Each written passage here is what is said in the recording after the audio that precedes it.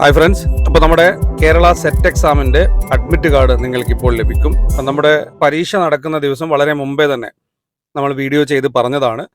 ജനുവരി 21 തീയതിയാണ് പരീക്ഷ ഡേറ്റ് വന്നിരിക്കുന്നത്. മുമ്പേ വന്ന ഡേറ്റ് തന്നെയാണ്, അതിൽ മാറ്റങ്ങളൊന്നും തന്നെയില്ല.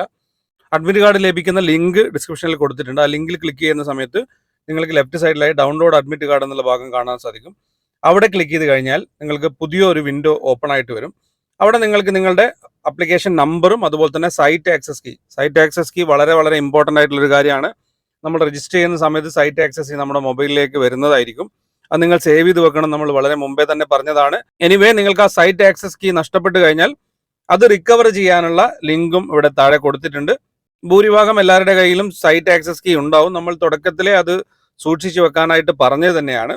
അപ്പോൾ ജനുവരി 21 തീയതി നടക്കുന്ന കേരള സെറ്റ് എക്സാമിൻ്റെ അഡ്മിറ്റ് കാർഡ് ഇപ്പോൾ നിങ്ങൾക്ക് ലഭിക്കും. നിങ്ങളുടെ പരീക്ഷാ സെൻറ്റർ എവിടെയാണ് എന്നുള്ള കാര്യങ്ങളൊക്കെ തന്നെ നിങ്ങൾക്ക് അറിയാൻ സാധിക്കും. ലിങ്ക് ഡിസ്ക്രിപ്ഷനിൽ കൊടുത്തിട്ടുണ്ട്. നിങ്ങൾ നേരെ ആ ലിങ്കിൽ ക്ലിക്ക് ചെയ്യുക, നിങ്ങളുടെ ആപ്ലിക്കേഷൻ നമ്പറും സൈറ്റ് ആക്സസിങ് കൊടുക്കുക, അഡ്മിറ്റ് കാർഡ് ഡൗൺലോഡ് ചെയ്തെടുക്കുക. ഇപ്പോൾ 21 തീയതിയാണ് നമ്മുടെ പരീക്ഷകൾ വരുന്നത്.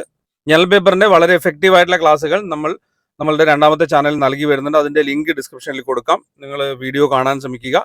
നാളെ മുതൽ കൂടുതൽ വീഡിയോ നമുക്ക് ആ ചാനലിൽ അപ്ലോഡ് ചെയ്യാവുന്നതാണ്.